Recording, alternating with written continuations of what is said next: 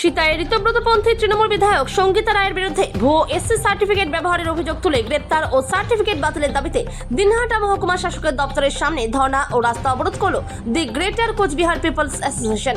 সংগঠনের পক্ষ থেকে মঙ্গলবার দুপুরে এই বিক্ষোভ কর্মসূচি ঘিরে ব্যাপক আলোড়ন ছড়িয়ে পড়ে। পাশাপাশি কোনো রকম যাতে গন্ডগোলের ঘটনা না ঘটে সেদিকে লক্ষ্য রেখে বিশাল পুলিশ বাহিনী এলাকায় মোতায়েন করা হয়।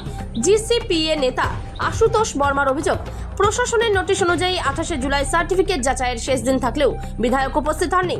এদিন বিক্ষোভ চলাকালীন সেখানে বক্তব্য রাখতে গিয়ে সঙ্গীতা রায়ের যে শংসাপত্র রয়েছে সেটা জাল বলে উল্লেখ করেন গ্রেটার নেতৃত্ব।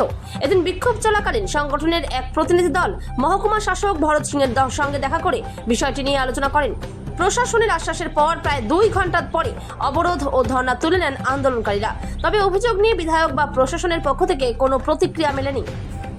কোচবিহার থেকে সুমন মণ্ডলের রিপোর্ট, বিগ নিউজ বাংলা।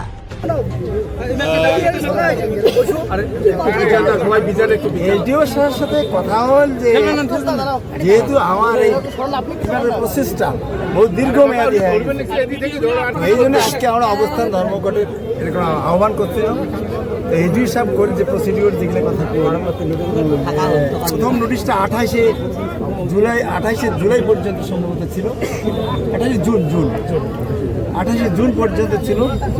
তারপর আরেকটা নোটিশ করছে, সেটা হলো 24 এটা এই নোটিশটা অলরেডি চলে গেছে। 24 তারিখের পরে যদি কোনো রেসপন্স না পায় বিডিও সাহেব, ইনকোয়ারি কোনো রিপোর্ট না দেয় সঙ্গীতা রায়, তাহলে এরপরে সোজাসুজি হিয়ারিংয়ের জন্য এসডিও সাহেব সঙ্গীতা রায়কে ডাকবে।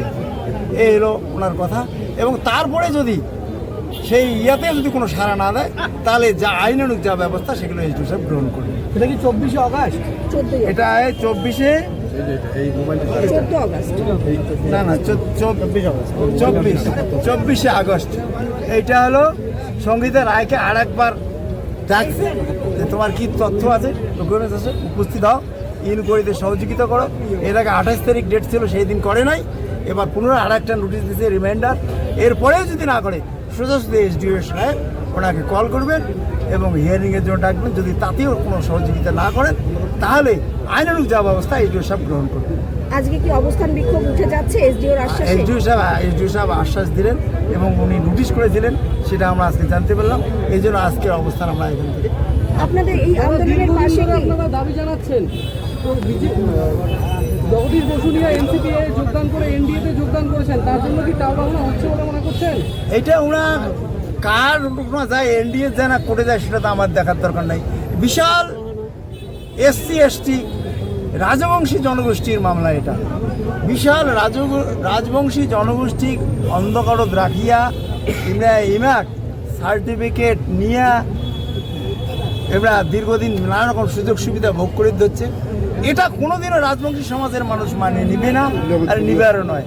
ইয়ার প্রতিবাদ করিবার হচ্ছে মানুষ আজকে উপস্থিত হয়েছে।